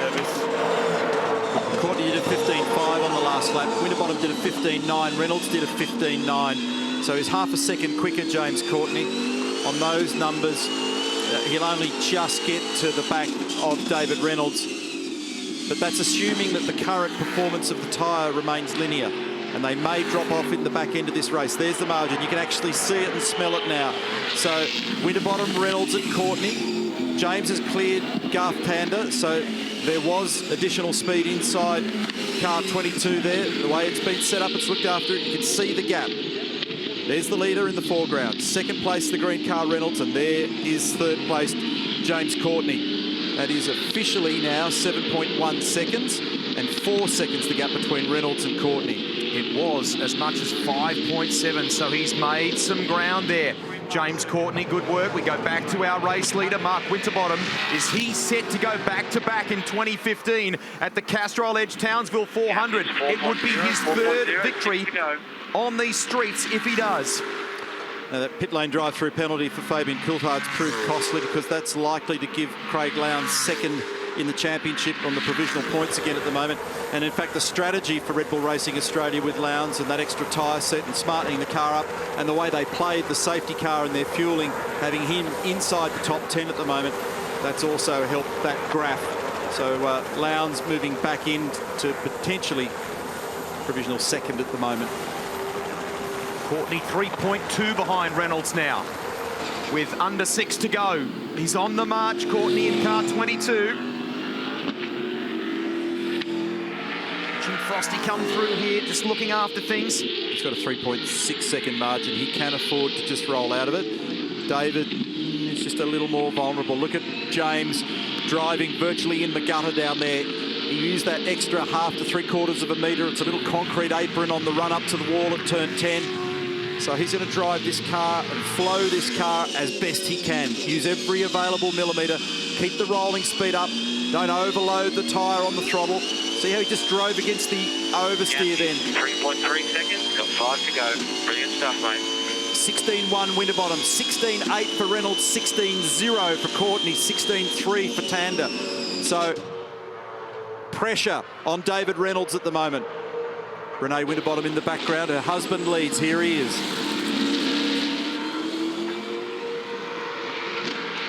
4.4 seconds. He's drawing away from Reynolds. And Reynolds is starting to fall into the clutches of Courtney. It's 2.4 seconds now. The focus is going to be all about the battle for second on the podium here. You'd see the amount of sliding going on with car number 55. Courtney's going to continue to wind this up. When you see the car in front just coming back to you, a little closer, a little closer, a little closer, you get that extra incentive. You grow a millimetre or two, it just all of a sudden feels right. Pressure on through turn 10 again. James drops it in the gutter on the left-hand side of the road. Still hitting all his marks. 2.1 seconds is the gap. There's the worried engineer for David Reynolds. 4.3 seconds gap, Winterbottom to Reynolds. 2 seconds now, the gap between Reynolds and Courtney. Courtney doing a very, very nice job here. Car setup's been good. They've continued to work on it. We've got 4 to go, 4 to go. 1.8 seconds the gap between Reynolds and Courtney.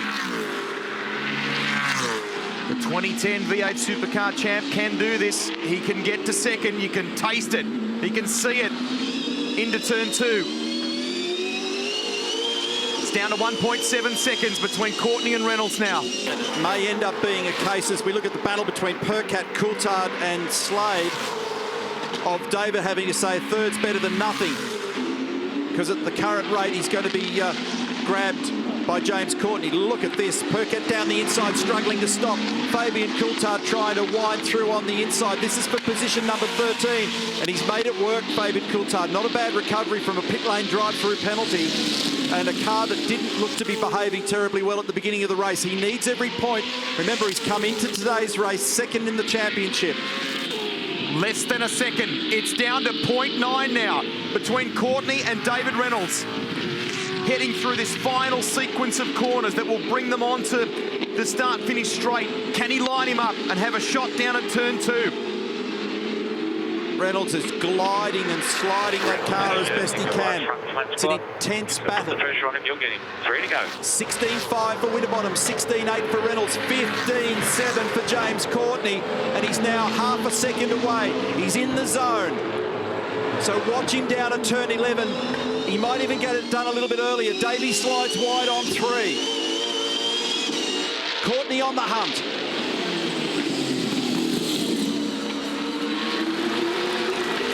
Now through all the high-speed stuff, through the S's, over the top of the curbs. It's down to 0.2, 0.29. A big oversteer moment on the apron, on the exit there for Reynolds. So the mathematical gap's not the thing now. It's actually about making the track space, and this is where I reckon Courtney might be able to do it on the run down towards turn 11. As a look, can he pull it up and get it through nice and cleanly? David on the outside. Courtney's there. Courtney up to second. The cheers at the Holden Racing team. Holden Motorsport boss Simon McNamara looking on. Some nervous faces there. And what about the contrast at Bottle-O Racing? He's off. But there's not enough time to find that 4.9 seconds, it would seem. 17.1 Mark Winterbottom, 16.7 for Courtney, 17.9 for David Reynolds.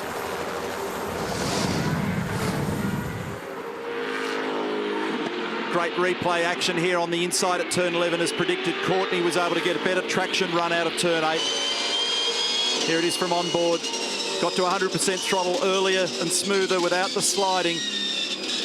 Forced the nose. David made it a little easier by not wanting to have contact down there. Gave him some space. Reaction in the Holden Racing Team garage. Courtney's come here with a pole and a win and a total of 4 podiums.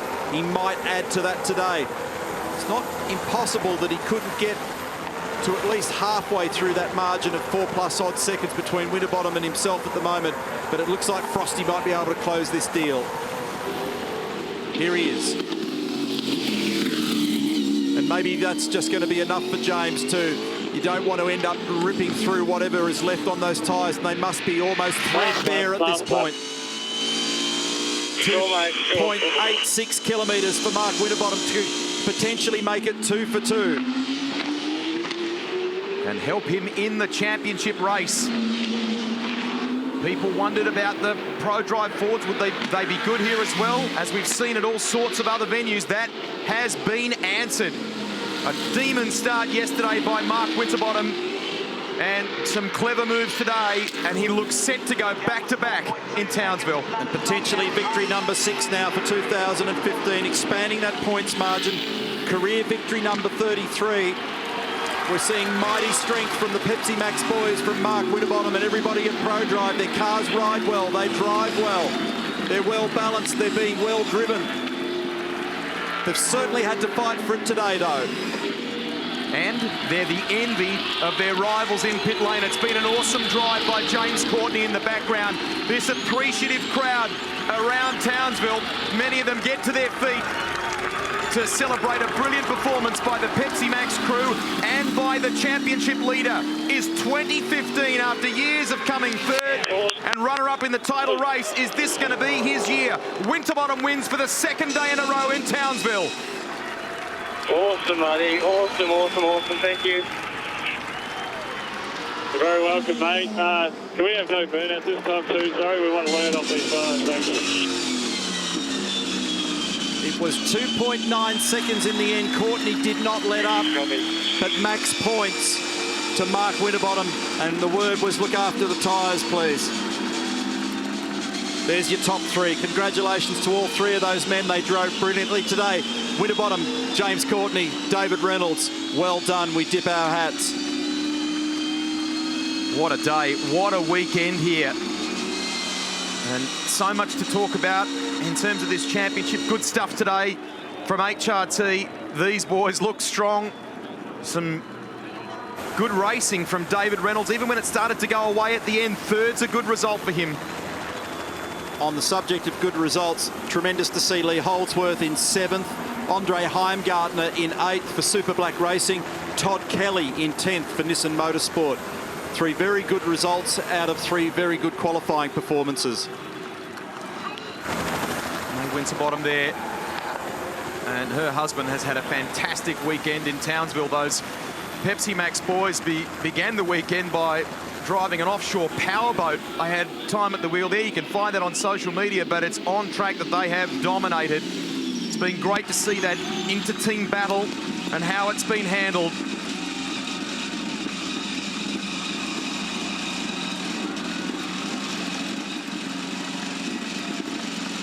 Listen to the cheers from fans there on top of the pit garages in Townsville. Mega drive by Courtney. Tander went close to podium number 11 here. Red Bull Racing as well, despite a difficult weekend. A long fuel Jamie Whincup. 86 litres I think they took on in the first stop, and he became a factor at the end, but not enough. 5th place. Maybe they've learnt some stuff, Red Bull Racing Australia. But this is the man of the moment. He makes a clean sweep of the Castrol Edge Townsville 400 and once again is in the prime parking spot at the UBET Victory Lane.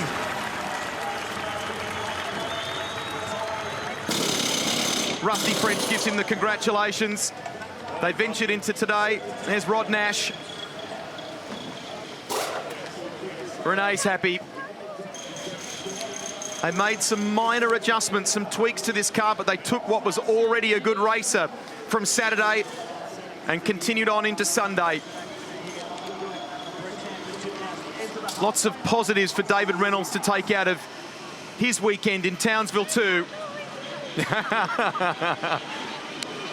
high five for Dad.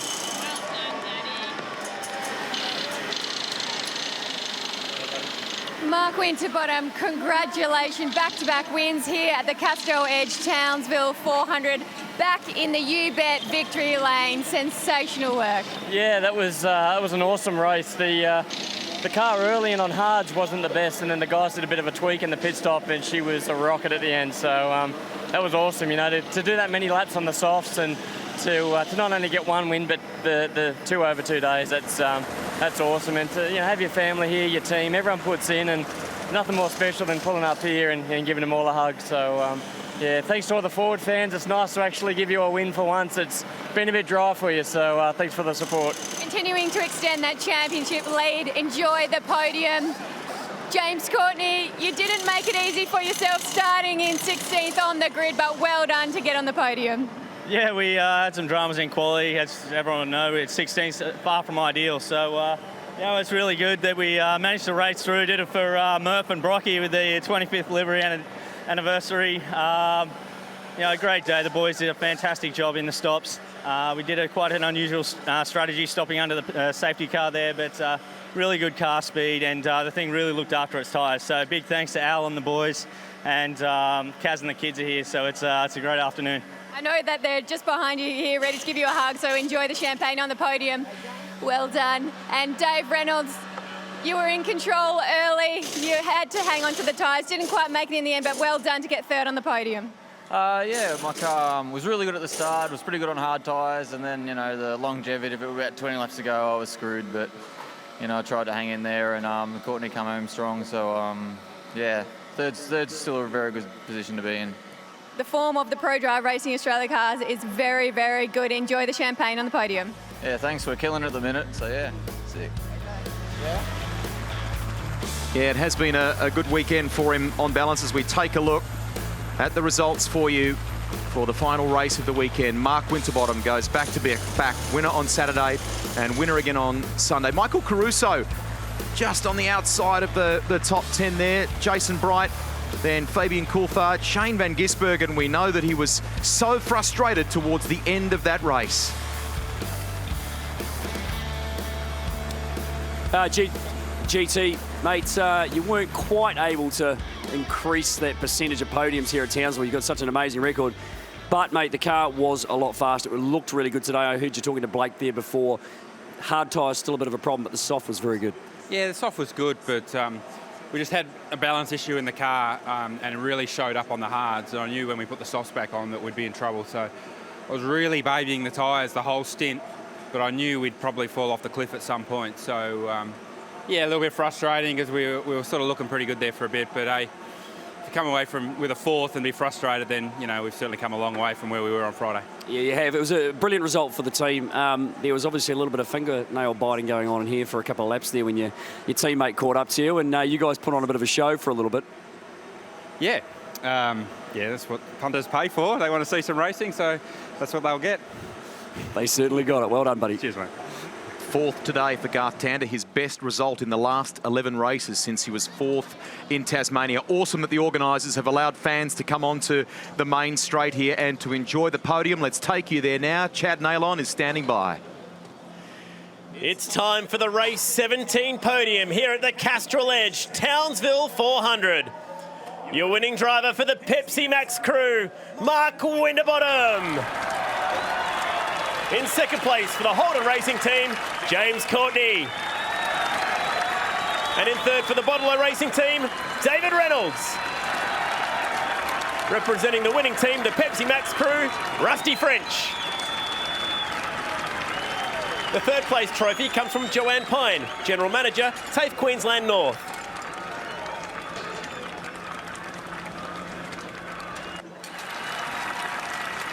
The second place trophy comes from Lou Mandanici, the Vice President for Dunlop Tyres.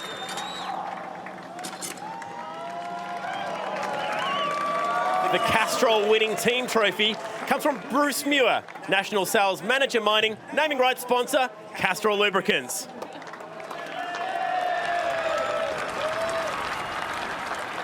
And your first place trophy, the Honourable Kate Jones, Minister for Tourism and Major Events.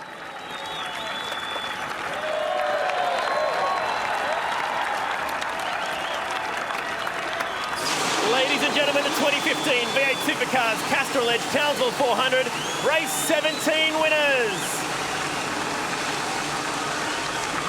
Ninth podium finish of the season for Mark Winterbottom, more than any other driver, and the win is his seventh podium in Townsville. Back-to-back, as we said, first man to clean sweep a weekend since Jamie Whincup in 2012. He is just in great form.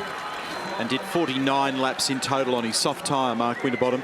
James Courtney did 50 laps on the soft, but interestingly, that play when the safety car was out to turn it to a three-stop strategy for Courtney worked so well, considering where they qualified. Pro Drive's fourth Townsville race win. You can see the updated championship standings here. Lowndes moves back into second, ahead of Fabian Coulthard. David Reynolds, a solid fourth. Tander is seventh after coming home in fourth place in this race. Whincup back up to eighth. He salvaged something as a result of his performance today and moves up a spot on the ladder.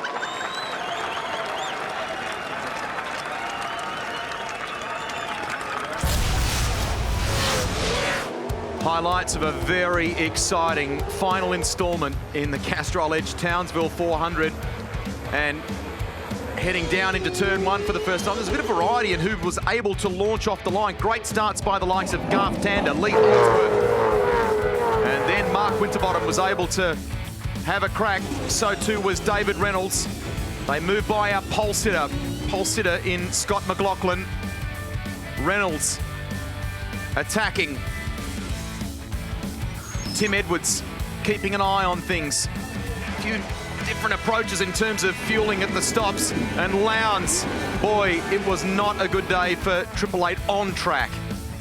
Yeah, when you see a car rotated, spinning, and effectively dropping to the back of the pack, finishing inside the top 10, you know they've done something right for strategy. The drama there for everybody. at Freightliner Racing, unfortunately, after such a great day yesterday. Serving a pit lane drive-through penalty ultimately for that wheel spinning. And the car didn't look convincing either, just in the first phase of the race. Drama also for car number 33, Scotty McLaughlin for the Volvo S60. And a quick check to make sure it wasn't too roaring hot, and it was. And there's all the glycol, the coolant leaking from that car for McLaughlin, and boy, they've been in the wars. In the wars also, the infant friend entry of Ash Walsh being turned around in the push and shove that goes on in that mid to backpack. Little rub of the wall there for Michael Caruso, and that stung, and that certainly hurt the behaviour of that car. Ended up being able to rescue an 11th out of it. So there was a lot of punishment in those early laps from the soft tyres, which would have kept all these guys feeling a bit nervous. And then David Reynolds reported something weird with the engine, a momentary distraction, couldn't get it stopped down at 2. And here's the exchange for the lead. So Mark Winterbottom able to squeeze on by. Jason Gray's engineer. The guys that were flying, though, and we were describing the great performance from both the Holden Racing Team cars, and then we had this situation where the two teammates were looking like they were going to get together again. I can just tell by the body language there from Adrian Burgess what the message was to both engineers. Do not let these guys find each other on the racetrack or else. In the end, a great performance. Victory number 6 in 2015 for Mark Winterbottom. Another 150 points, moving his career tally along very nicely and starting to grab hold of this championship. So, Dad is the man of the moment. Oliver and Austin Renee there. He's had a great weekend in Townsville. Here's James Courtney as well. That's an awesome second place finish. Now, Minister is happy, and for all sorts of reasons, they should be here in Queensland. Thank you very much. Tropical North Queensland, Townsville have looked after us once again.